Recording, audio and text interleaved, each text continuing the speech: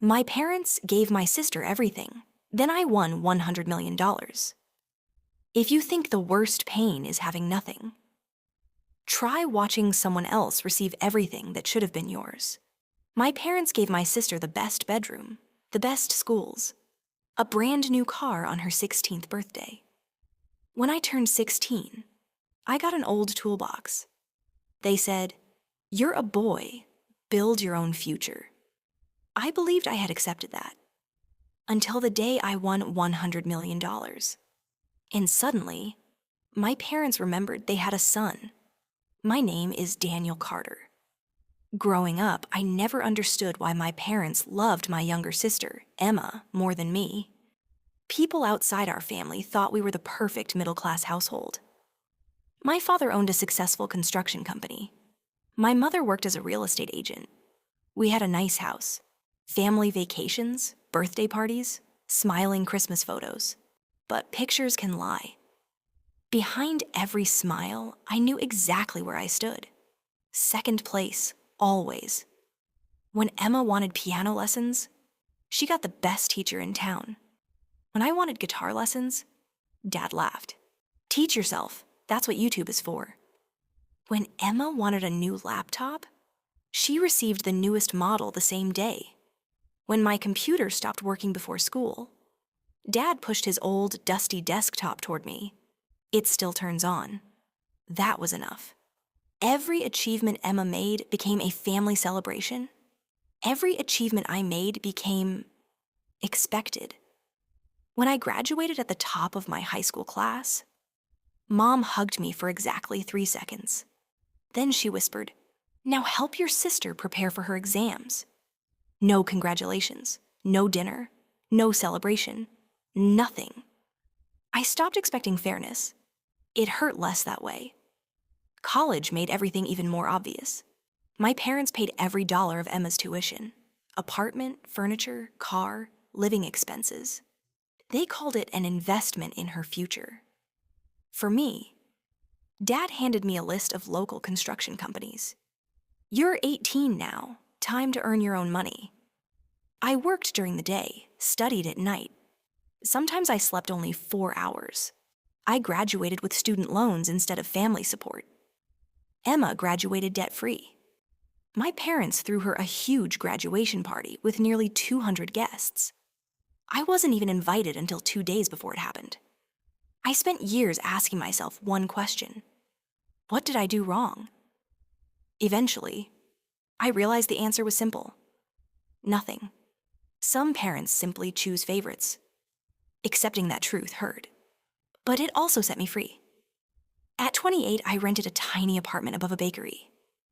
Every morning at 5, the smell of fresh bread filled my room. It wasn't luxury, but everything inside that apartment belonged to me. I had earned it. I worked as a project manager for a construction company. Long hours, hard work, honest pay.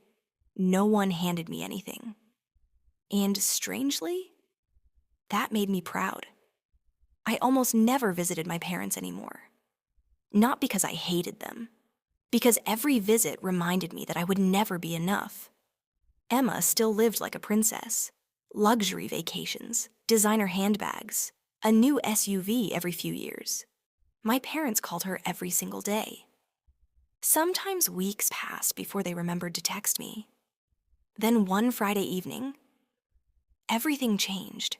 My coworkers wanted to stop at a convenience store after work.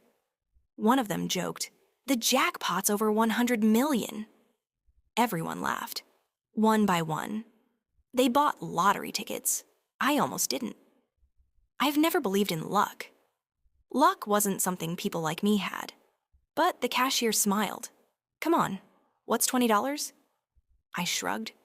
Why not? I bought one ticket, folded it into my wallet, and forgot about it. 3 days later, Monday morning, I was making coffee before work. The television in the kitchen announced the winning numbers. I wasn't paying attention until I noticed the first number looked familiar.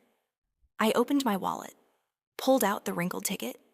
The first number matched, then the second, then the third. My heart started beating faster. The fourth, The fifth. By now, I couldn't breathe. There was only one number left. One, just one. I whispered, "No way." The final number appeared on the screen. I stared, then checked again. Again. Again. My coffee spilled onto the floor. My hands were shaking so badly I almost dropped the ticket. Every single number matched. Every one. For almost 5 full minutes, I couldn't move. I thought I was dreaming. Finally, I called the lottery office. The woman on the phone calmly verified the numbers. Then she said the sentence that changed my life forever. "Congratulations, Mr. Carter. You appear to be the sole winner of approximately $100 million before taxes." Silence. I couldn't even answer. Tears rolled down my face. Not because I suddenly felt rich, but because for the first time in my life, I felt like fate had finally noticed me. I told no one. Not my coworkers, not my friends, certainly not my family. I hired a lawyer, then a financial advisor. I followed every instruction they gave me. Stay quiet, protect yourself, move carefully.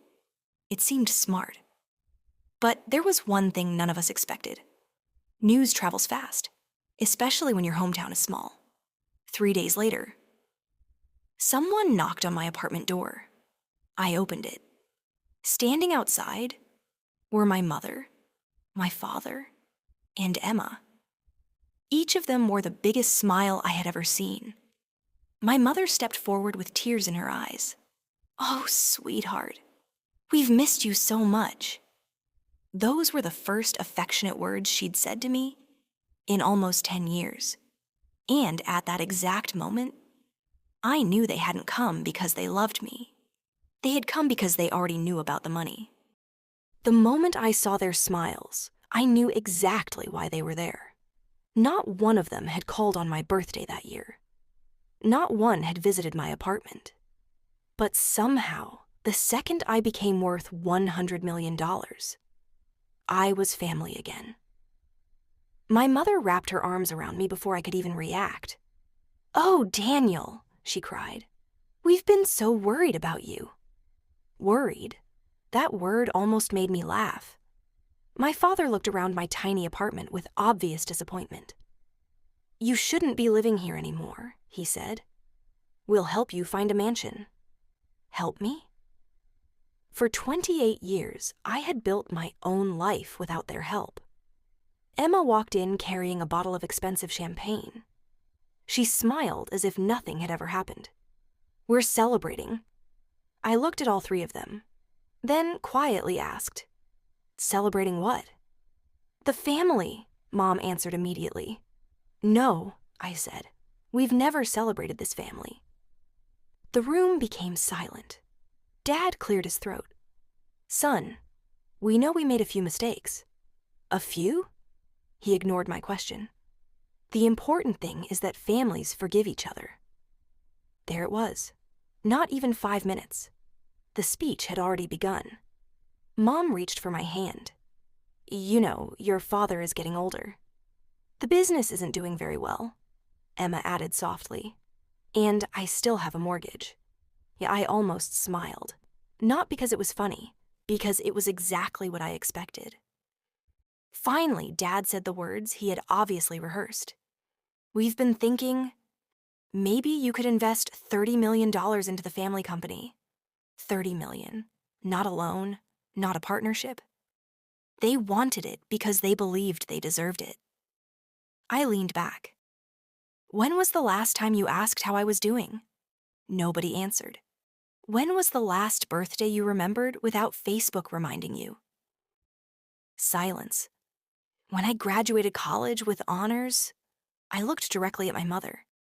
"Do you remember what you gave me?" Her eyes dropped to the floor. Nothing. She had given me nothing. Dad became impatient. "Why are you bringing up the past?" I stood. "Because the past is the reason you're standing in my apartment today." Emma suddenly spoke. "You've always been jealous of me." I stared at her in disbelief. "Jealous? You had everything." She crossed her arms. "I worked hard too." I nodded. You did. But every time you fell, Mom and Dad caught you. Every time I fell, I had to learn how to stand up alone. No one spoke. Finally, I walked to the front door and opened it. I think this visit is over. Dad's face turned red. So that's it? You're abandoning your family? I looked straight into his eyes. No. I learned that from you. They left without another word. For the first time in my life, I didn't feel guilty. I felt free. Over the next month, things became much worse. Relatives I hadn't seen in 20 years suddenly found my phone number. Old classmates invited me to dinner. People called me brother. Everyone had an investment opportunity. Everyone needed help. Everyone suddenly loved me. My lawyer had warned me. Money doesn't change people. It reveals them. Then one morning, I received court papers. My own parents were suing me. According to the lawsuit, they claimed they had emotionally supported me throughout my life and therefore deserved a substantial portion of my lottery winnings. I honestly thought it was a joke. My attorney laughed when he read it. They don't have a case, but will respond. A few months later, we stood in court. The judge listened patiently. Then my parents' lawyer described them as loving, devoted parents who had sacrificed everything for both of their children equally. Equally. That single word echoed through the courtroom. Then my attorney stood. He presented photographs, school payment records, college tuition receipts, bank statements, emails, birthday cards, financial records. Every document told the same story. Emma had received nearly everything. I had received almost nothing.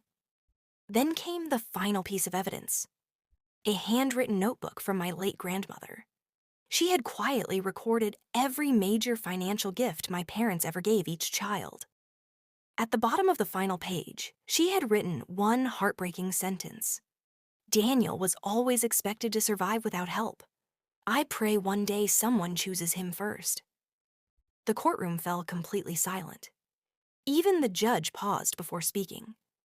Finally, he dismissed the lawsuit entirely. Before leaving, he looked directly at my parents. Children are not retirement plans. You cannot neglect someone for decades and suddenly claim them when they become successful. My parents said nothing. They simply walked away. A year later, I bought a comfortable home. Not a mansion, just a peaceful place with a beautiful garden. I quietly donated millions to children's hospitals, scholarship programs, and foster homes. No television interviews, no publicity. I remembered exactly what it felt like to believe nobody had chosen you. I wanted someone else to feel chosen. One autumn afternoon, my phone rang. It was Emma. Her voice sounded different, smaller. I just wanted to say, I'm sorry. For everything. There was a long silence. I believed she meant it. I forgive you, I said. But forgiveness doesn't erase consequences. She quietly answered. I know. That was the last conversation we ever had. Sometimes people ask whether winning $100 million made me happy.